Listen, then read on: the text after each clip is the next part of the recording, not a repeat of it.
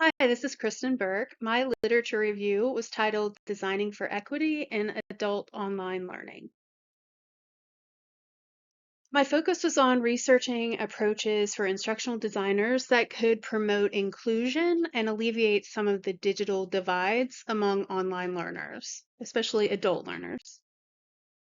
Digital equity is an important goal for all of society, but has particular resonance in educational settings because, of course, inequities in digital access and use equal inequities in learner outcomes.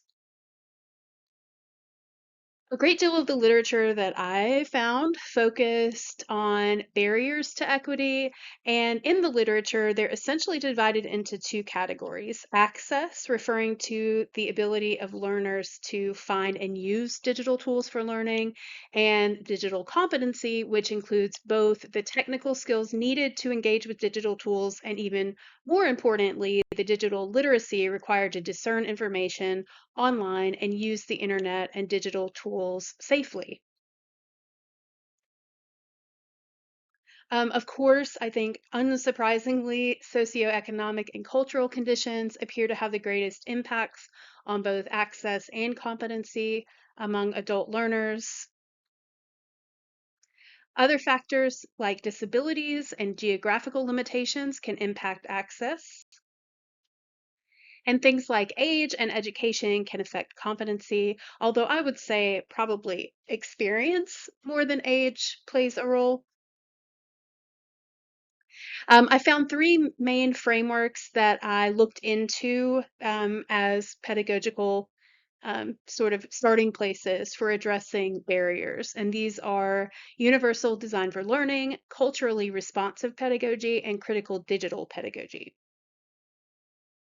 Universal Design for Learning, UDL, I probably read the most about this one, and the literature about this is vast, and I really encourage everyone to look into it because it's really cool and really applicable and useful.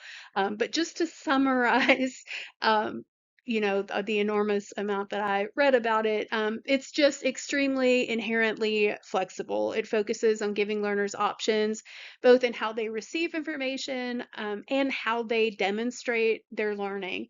And so it's very learner centered, very mindful of individual needs and background.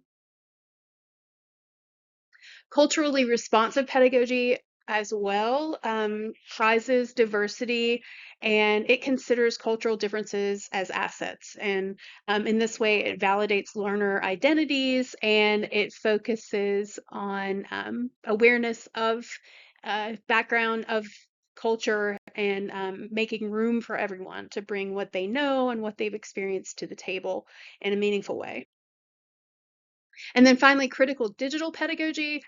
This is rooted in the other critical pedagogies that sort of burgeoned in the 90s and have been continuing. Um, Sorry, my dog is contributing to my presentation. In digital spaces, critical pedagogy focuses on empowering learners by questioning and subverting power dynamics and investing heavily in digital literacy so that learners can protect themselves from exploitation and misinformation and all the other bad stuff online. And of course, because we're focusing on, or I'm in this particular literature review focusing on adult learners, I did want to include the perspectives of andragogy. And so when dealing with adult learners, designers have to bear in mind the unique needs and conditions under which they're doing the work of learning.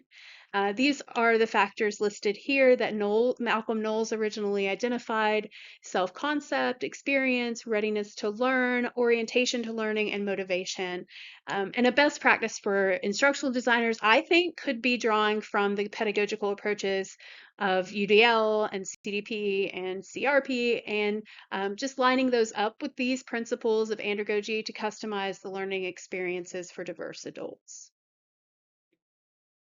How that might look in practice, leveraging those tools would include providing multiple means of representation, expression, and participation, centering marginalized identities, promoting critical thinking about power, fostering respect and empathy, empowering learners with technology, considering barriers, promoting digital literacy, And then, of course, recognizing unique needs of adult learners by explicitly aligning learning materials with learning outcomes and keeping courses flexible and adaptable for multiple needs. And so, in conclusion, instructional designers can play an important role in promoting digital equity, especially in adult online learning. Digital equity is a technical challenge as well as a social justice imperative.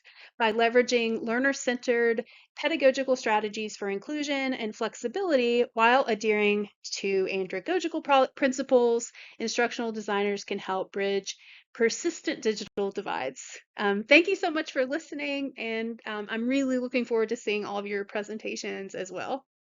Bye.